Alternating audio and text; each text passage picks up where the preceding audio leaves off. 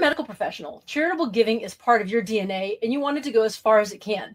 If you're also tired of watching taxes eat up your income, listen closely because smart charitable giving might be your new secret weapon. Today, I'm breaking down the strategies that let you give meaningfully and legally keep more money in your pocket. So this time of year, I like to play this episode twice. So you're getting the information right when you need it to apply to end of year giving strategies.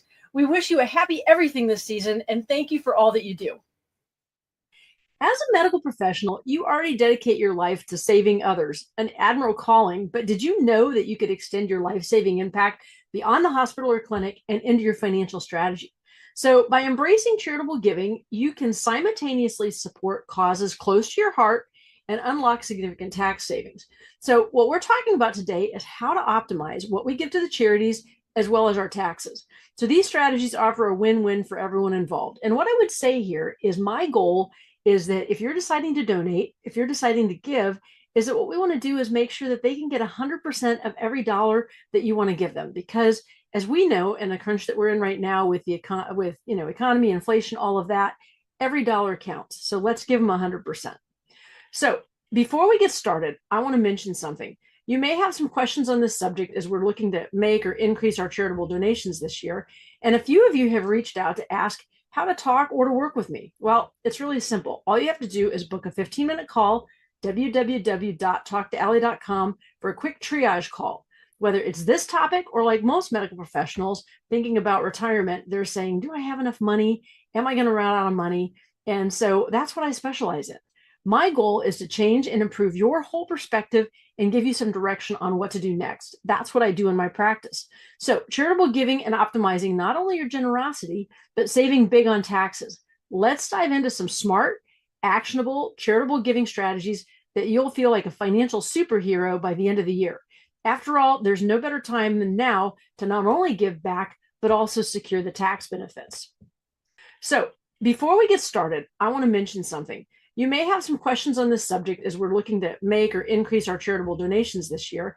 And a few of you have reached out to ask how to talk or to work with me. Well, it's really simple. All you have to do is book a 15-minute call, www.talktoally.com, for a quick triage call. Whether it's this topic or like most medical professionals thinking about retirement, they're saying, do I have enough money? Am I going to run out of money? And so that's what I specialize in.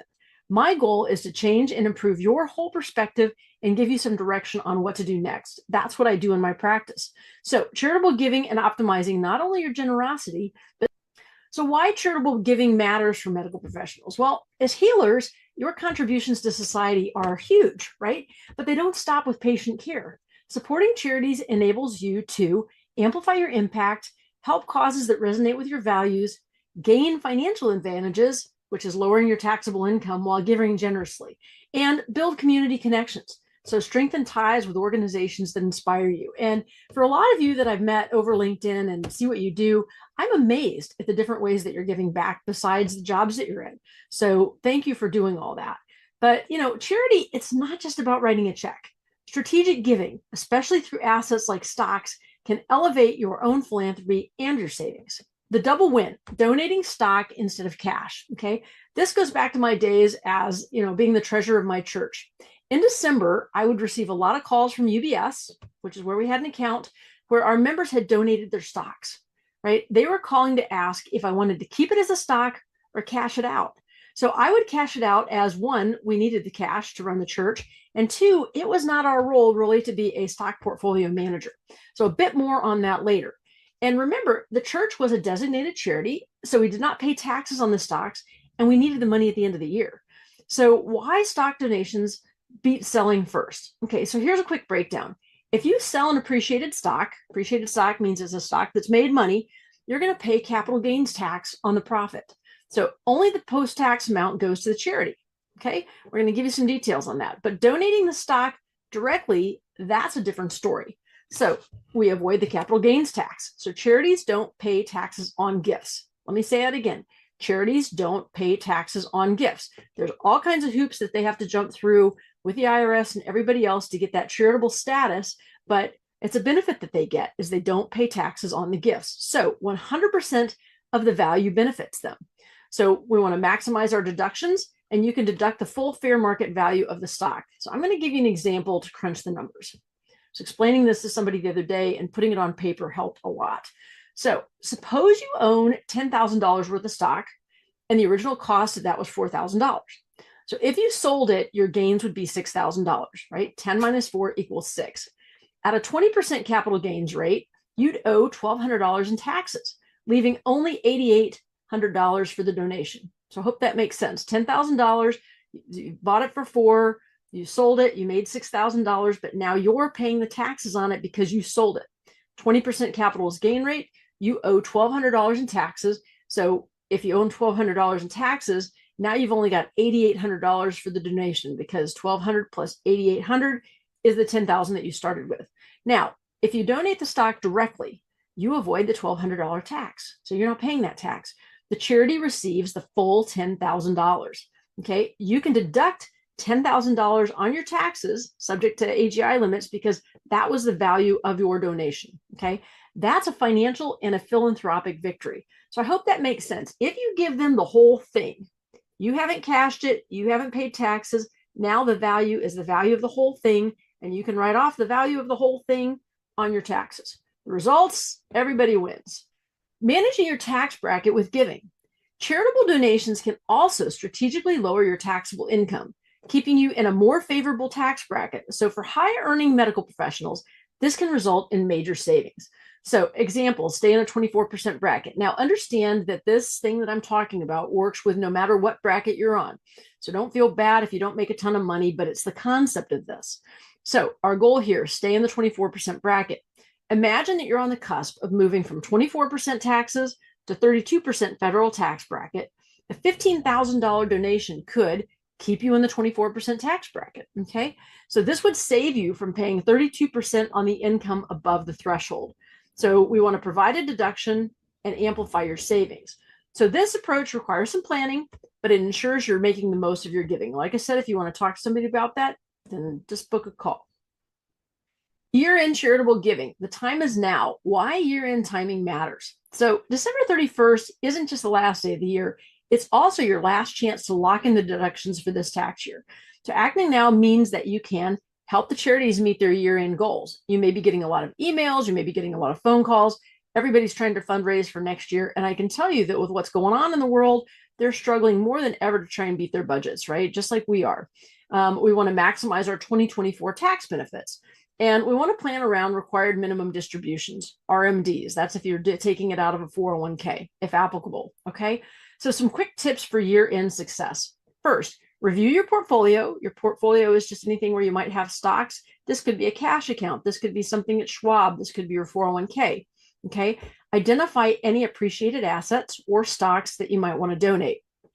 Number 2, consult your tax advisor.